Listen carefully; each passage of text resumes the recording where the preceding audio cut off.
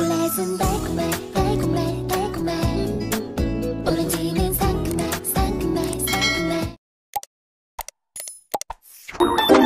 Hi guys! Welcome back to my YouTube channel. So may mini vlog tayo ngayon guys. So magsusundo naman tayo ngayon sa school. Dahil uwian na naman. So susunduin po si Tiyon sa school niya. So ayan nga guys. Baka kung sino yung naghahanap ng Korean Mart dito sa Baliwag, dito sa malapit sa simbahan, at dito malapit sa may Domino's, ayan, yung katapat lang yan ang Korean Mart guys. Baka gusto nung kumain ng Korean food, so meron dito guys, ayan siya. So nasa kabila yung school niya. So ayan nga guys.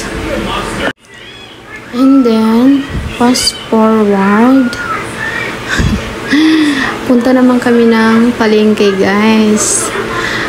Dahil nasundo ko na siya, so dumaan muna kami sa bagong Baliwag Public Market. Diba, nakita niyo yung malaking public market dito na bago. So, ito na yung mga nasa loob, guys. Halos kompleto na yan. Pero wala pa yung second floor. So, ito pa yung sa baba. Meron ng mga gulay, isda, mga karne, mga chicken. Ayan, nandiyan na lahat yan siya, guys. Mga kamuting kahoy. So, ayan. Unahan lang siya ng mga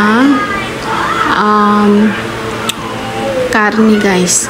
Iba, nasa harap yung karne. So, nasa unahan naman sa likod.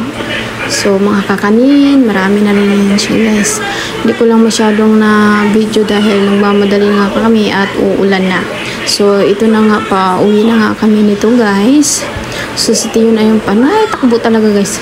So, hindi pa masyado tapos yung building guys, pero maganda na siya. At may tagalinis na rin. So, kompleto na halos dito. Ayan nga guys, palabas na kami, naligaw pa kami. Kaya bumalik na naman ako guys. Ayan, nauna pa si Tiyon. So, ayan siya guys. So, nasa kaliwa. So, nandyan yung mga gulayan, lahat. So, ito naman yung palabas na siya guys. May escalator, so hindi pa siya binubuksan. So, ito yung sa kalsada guys. Ito naman to yung may tabo kapag tuwing umaga, yung madaling araw, basta mga madaling araw dito yung mga gulay. Pero kung wala naman dito na, kung kapag tanghali na kayong nagising, so meron naman sa loob hanggang hapon. So ayun lang guys, bye bye.